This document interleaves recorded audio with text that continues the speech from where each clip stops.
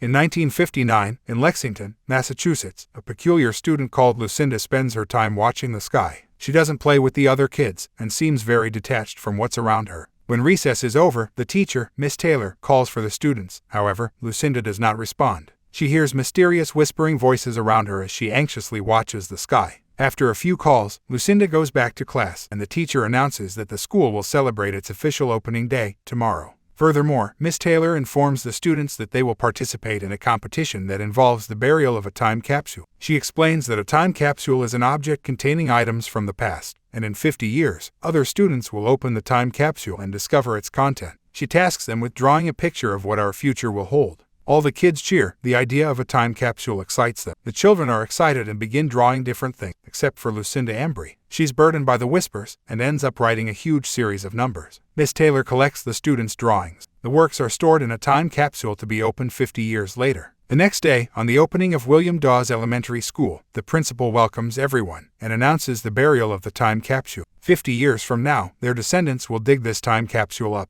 After the event, Miss Taylor notices that Lucinda has gone from where she was when the balloon she was carrying flies away. The staff begin calling her name, looking for her within the school. Miss Taylor goes down a staircase and hears some noise behind a door. On opening the door, she finds frightened Lucinda she has written some things on the door with her fingers. She's written the remaining numbers that she hadn't finished writing the day before. She looks very scared and distraught and asks the teacher to make the whispers and voices in her head stop. 50 years later, our story continues in the present. After losing his wife, astrophysicist John struggles to manage his sadness. Since his wife perished in a fire tragedy, he has struggled to think that existence has any sort of purpose. Caleb, his kid, likewise has a hard time moving on. The time capsule that was buried 50 years ago will be unveiled the next morning at Caleb's school, according to the current administration. She asks the same instructor from 50 years ago, elderly Miss Taylor, to perform the honors. The youngsters each receive an envelope when the capsule is opened. As Caleb examines the letter Lucinda sent him, he discovers strange numbers written on the page, rather than the usual drawings. While concentrating on the paper, he starts to hear whispering everywhere, and sees a figure standing far from the school, but when he looks again, it has vanished. Caleb attempts to get the okay at home to go to a friend's house for a sleepover.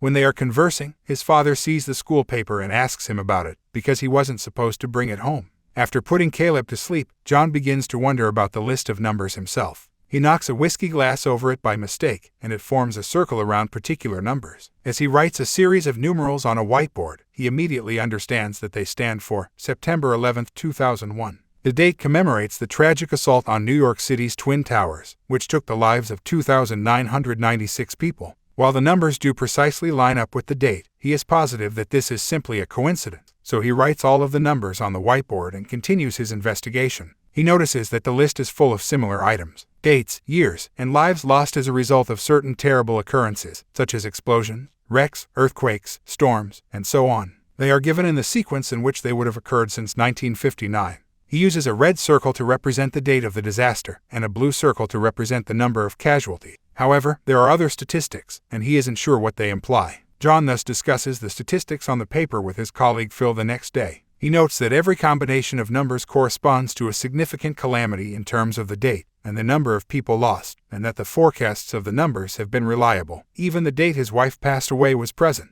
One of the three sets of numbers, according to John, indicates that 81 individuals will pass away tomorrow someplace. Although there is a list of numbers on the paper that appears to have no significance, Phil rejects it as being genuine, because it is too strange to be true, and believes that the numbers are merely coincidences. He fears that John may be the target of a practical prank. John starts looking for further information. He visits Miss Taylor, Lucinda's schoolteacher from when the time capsule was buried in 1959. He wants to confirm the letter's validity. Miss Taylor verifies that this is the original and informs John about Lucinda scratching on the door, following the capsule's interment, as well as the strange events surrounding it. John expresses his wish to see Lucinda. However, it is revealed that Lucinda passed away of an overdose some years ago. He witnesses a pair of weird individuals come up to the yard in a car while attempting to acquire some contacts over the phone at home. Caleb approaches the automobile and they give him a rock. Without really speaking to him, the weird men do this, which naturally worries John out. Without asking what happened, he sends him inside the home, after reminding him to avoid strangers. He is startled when his sister, Grace, tells him to look up Lucinda's life on the internet. John hasn't spoken to his father in a very long time, therefore Grace wants him to go see his family. Nevertheless, he declines. Given that John is an atheist and his parents are deeply religious, John and his parents do not get along well. The next day, John gets snarled in traffic as he attempts to pick up Caleb from school. He makes an attempt to reroute, but is unable to do so. Glancing at the coordinates on his GPS, he realizes that the uncircled numbers on the list that he couldn't figure out before are in reality the coordinates of all the sites where the tragedies would occur, and he is currently at that spot.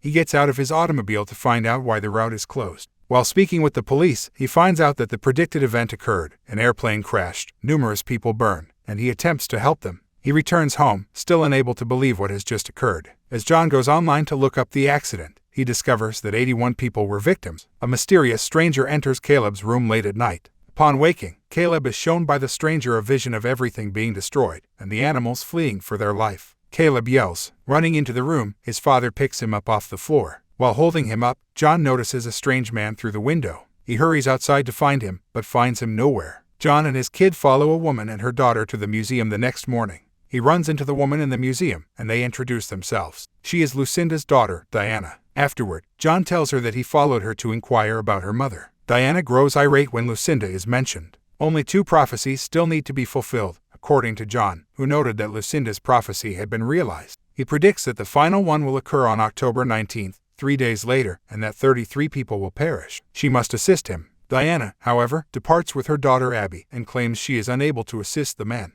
There are reports of potential enemy assaults at home. Using GPS information, John looks up the location of the upcoming catastrophe. He locates it, a subway station, and makes an effort to alert the authorities. He follows a man he believes to be a all the way to the metro station and chases him into the train. They are pursued by cops. They learn that the man is merely a small-time CD thief. They witness a wrecked train coming their way as the train starts to move. When everyone attempts to flee, chaos erupts. Several individuals perish by the train. Lucinda's forecast has come true once more. The survivors, including John, emerge from the rubble in the next scene, with the police and fire departments attempting to assist. He is astonished to discover Diana and her daughter waiting for him when he returns home. She then tells John that the last calamity on the list is on October 19th, the exact day Lucinda stated she was going to lose her life. Diana didn't want to discuss it with him in the first place, since she despised the thought of knowing when someone's last day would be. It is obvious that being raised at the hands of such a peculiar mother left Diana disturbed.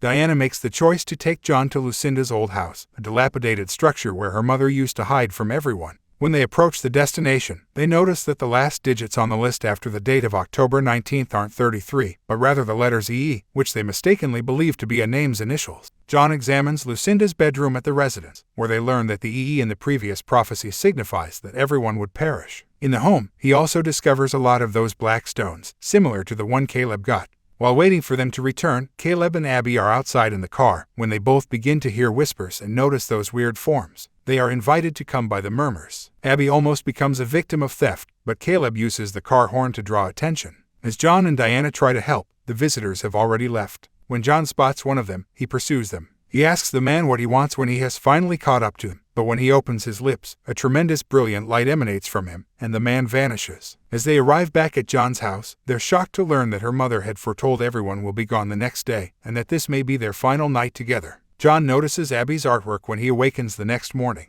He suddenly thinks that the last catastrophe could be related to the sun. According to studies John had done on solar superflares from the sun striking the rest of the solar system and obliterating everything, the most recent forecast, which occurs tomorrow, proved accurate. He dashes out to the observatory to verify the most current sun measurements, which reveal abnormally high amounts of solar radiation. He believes that a huge solar flare might happen very soon, and could be the reason for the apocalypse. They are ready to hide in a cavern beneath where Diana used to play back at John's house. As he goes to summon Caleb, he discovers him drafting a list identical to Lucinda's at his desk. Caleb gets the impression from his writing that Lucinda's writing on the door 50 years ago was crucial to the previous prediction, so they return to the school. He removes the specific door, brings it home, and begins to reveal the writing. Diana is eager and wants to get to the caverns before the end of the world, so she kidnaps the children and drives to the caves. As John finally receives the digits from the door, he figures this is the coordinate where they will be able to endure this calamity. But when he walks out, everyone has left, prompting him to pursue them. Diana pulls over to a petrol station.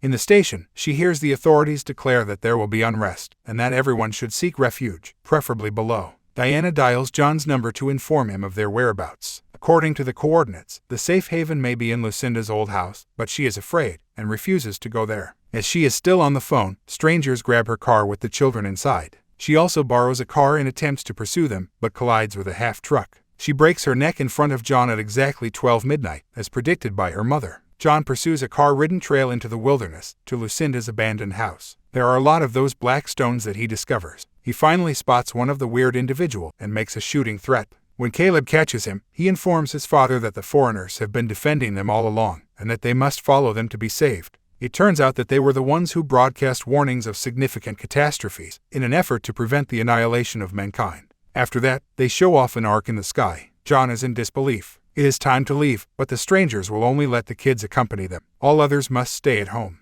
Clement weeps. Caleb bids his father farewell before parting ways. The guys suddenly transform into beams of light, and both the ark and their bodies vanish. Several of these arks had traveled to many other locations on Earth from up in the sky. On that ground, John awakens in the morning. He finds his family's home by navigating the now raucous city. He receives a hug from his sister and informs her that Caleb is safe. As soon as he enters the house, he greets his parents with embraces before his sister and sister-in-law join in. When they are hugging, the solar flare begins to demolish everything. They all perish in the shockwave. Elsewhere, the arks drop different pairs of human children on a new planet and fly away. Caleb and Abby run through the field toward a huge tree, mirroring Adam and Eve and the rebirth of the human species.